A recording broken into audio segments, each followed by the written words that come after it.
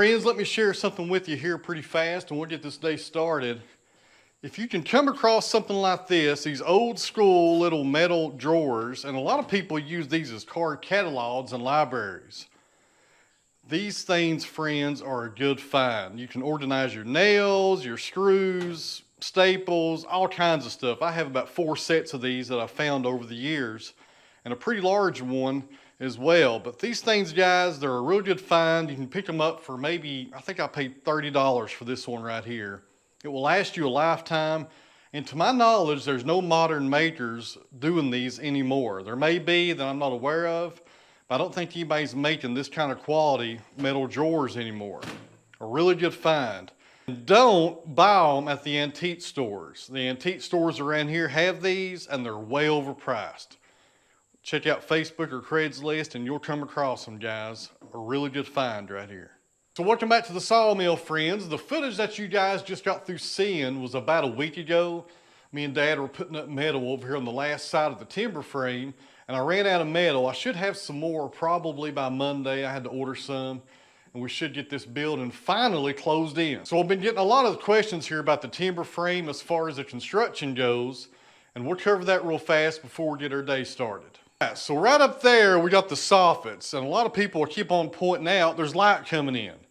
I know there's light coming in. I need to go out there and close those in. I'm going to do that probably next week. I need to put some more wood on the soffits and some metal flashing, then you won't see that light coming in no more. That'll be gone, guys, I promise.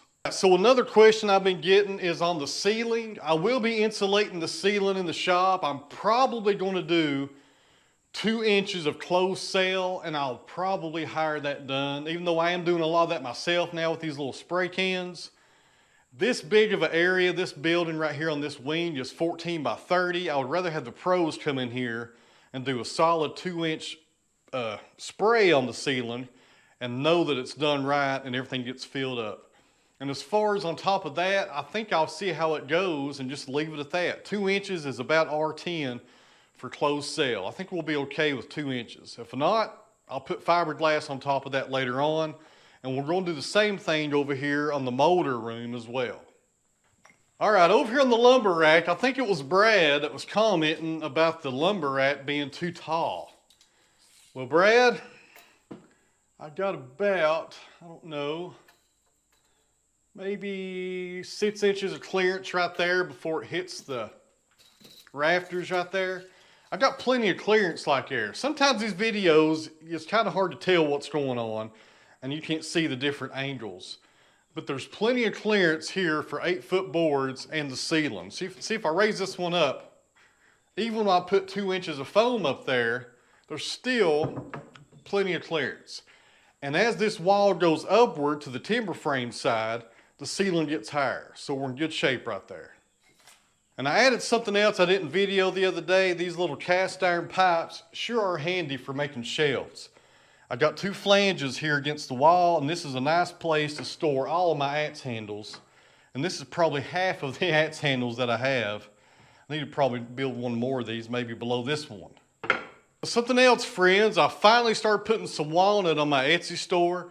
There's a link down below. I'm not sure what's left on there, but I'm going to go ahead today and start processing some more plates to put on the store. I got some more 8-quarter slabs over here. I got one live edge crotch slab as well that's on the store. So go check it out if you have time. There's a link down below. It's a nice one here. Can't remember how thick this one is. Looks like 2 1/8 on the thickness.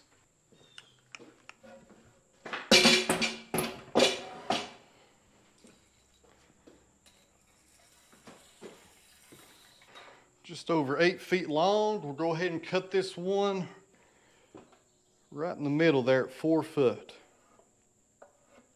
All right, guys, the reason I'm cutting this one down is because this is pretty much my best seller on Etsy right now, and I can't ship an 8-foot board. It's just not going to happen. It'd be way too expensive to put this on a crate, and I can cut this down to pretty much 2-foot boards, and it's a lot cheaper to ship, and people can get a lot of use out of something like that.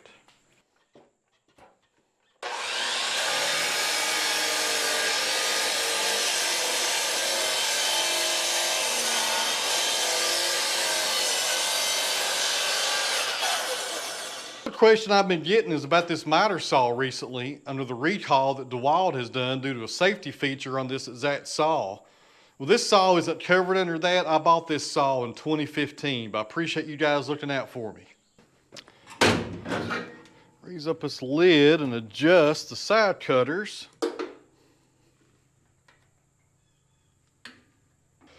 Now the first pass I take is just going to be in the bottom and the top because the side cutters are 2 inches tall. Because the board is actually more than 8/4 on the thickness, therefore we wouldn't even get a cut on the sides. So when you hear somebody talk about lumber and it being S4S, that means surfaced on all 4 sides. And that's what this machine will do. It will cover all 4 sides for you. All right, get the dust collector turned on and get going.